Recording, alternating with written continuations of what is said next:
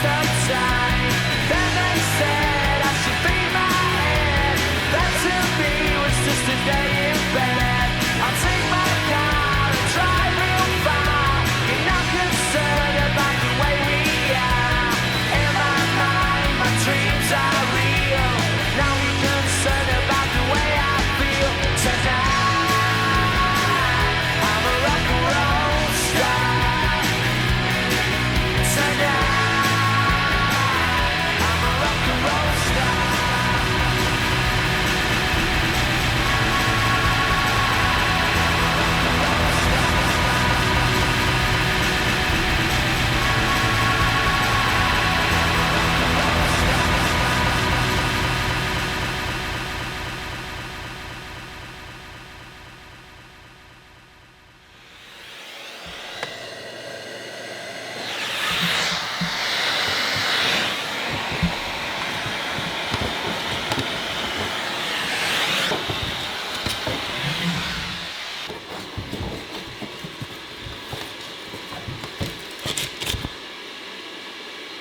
Okay, so I've been gone a while. They're fired up. Nothing stops this train. Nothing. Sam kind of, maybe temporarily hit a brick wall. And I think maybe learn a bit of a lesson too. This here is Hairband Sam. I don't know if you've ever met Hairband Sam, but someone once said he looks like Jack Grealish, so I'll take that. And you're probably wondering, where the fuck are you? And is this your kitchen? Well, we are gonna get into that. But first, I just wanna say, my brain and the way it's wired has got huge advantages to it, as all of our brains do. It's helped me produce great content for clients over the years. I cannot say years properly. Years. My brain is really the reason I've been able to make videos for this long. I'm talking about the way my brain can get into something, get hooked onto it, obsessed with it, with very little healthy balance. A few years ago, I remember thinking I was gonna be a DJ. I was like, thank God you found this thing, because now you can be a DJ and it's gonna be sick. That one lasted about a week. And then for a whole month, I was convinced I wanted to open a Mexican restaurant. I don't even like cooking.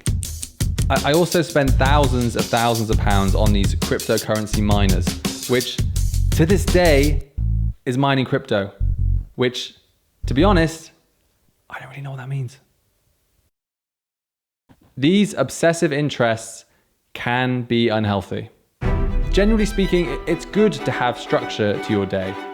It's good to wake up, maybe do 20 minutes meditation, have some breakfast, then work for a full day, stop at 5 p.m, have some social time, exercise, eat some food, then maybe watch something on Netflix and relax, chill. What? Wouldn't that be nice? A life where you can think about work between certain hours. Work stops at 5.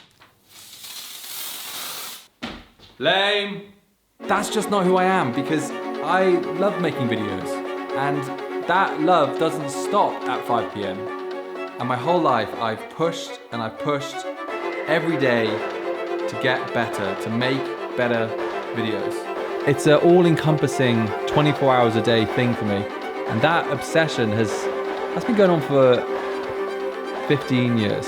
Honestly, it's crazy. A lot you can tell you about it. Working literally all the time. To be honest, it was hard to have a conversation with you. I was crazy pumped. And you guys saw that energy in the stuff that I was making. I was fired up, quite literally. The feeling was crazy excitement for what I was gonna do. It was committed, it was go. And that one line just stuck right in my head. Nothing stops this train. But there is a cost. Don't let the people online trick you guys. Everything is not perfect. We choose what we share, and there is always a cost somewhere.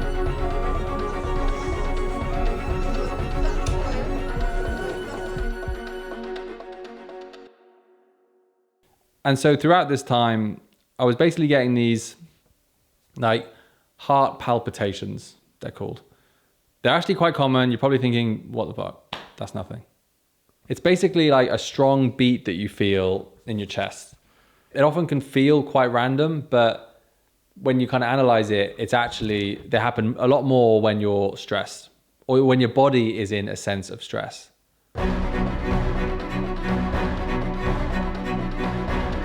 Not stressed in my head. My head was psyched for this.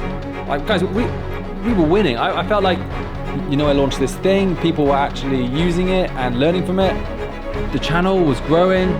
My head was up here.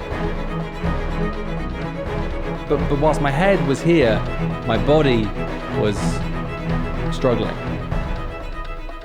And the only way I can really describe it in the feeling in your body is like this constant sense of tenseness. Like it's never really relaxed. I remember ages ago, a doctor said to me, you probably have a low level, constant anxiety in your body that you might not even be aware of. Your brain is like up here thinking about content, ideas, growth, and it's like that constantly. You know, you wake up, you refresh your feeds, you read new messages, new comments, and that's just like a constant thing. And you're hyped for it. And then you get these little reminders in your body, and if you just ignore them and then you just push, eventually I think your body will force you to stop.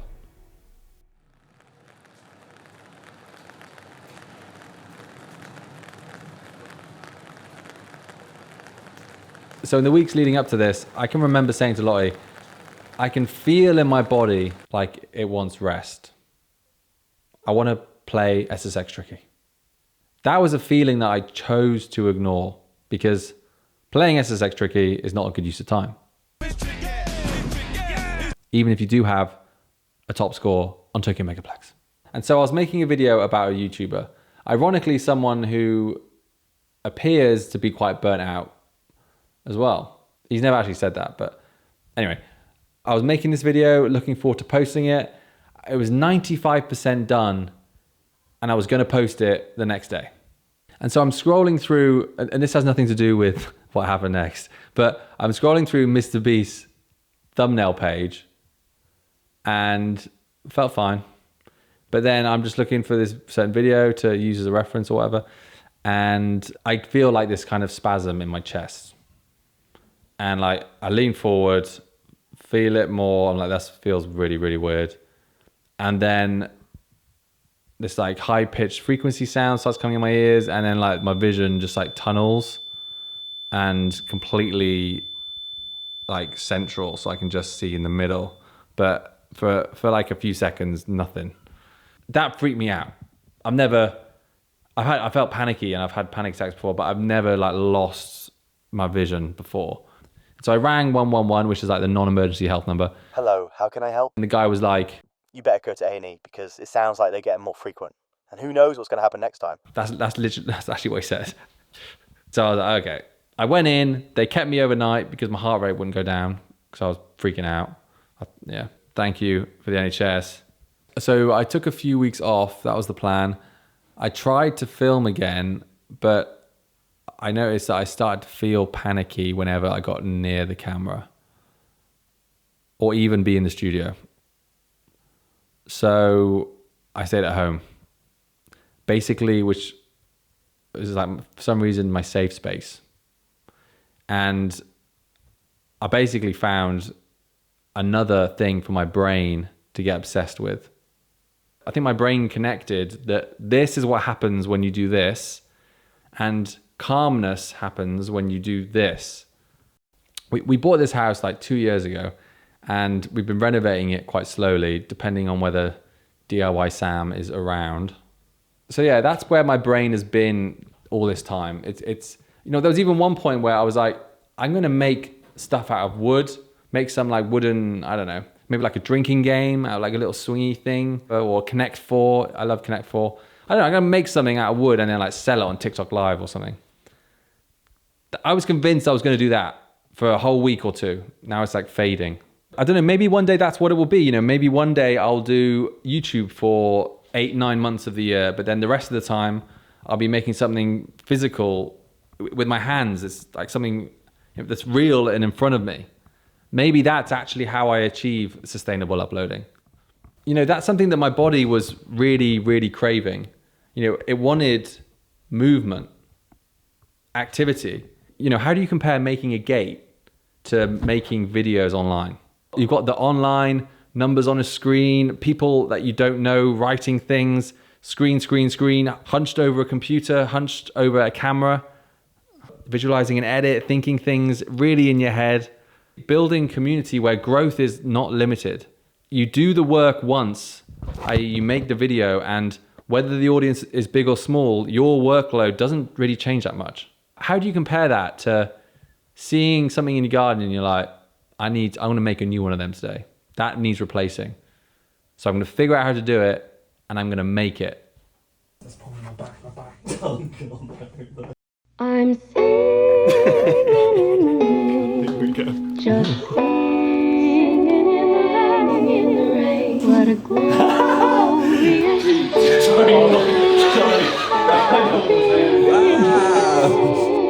in the rain.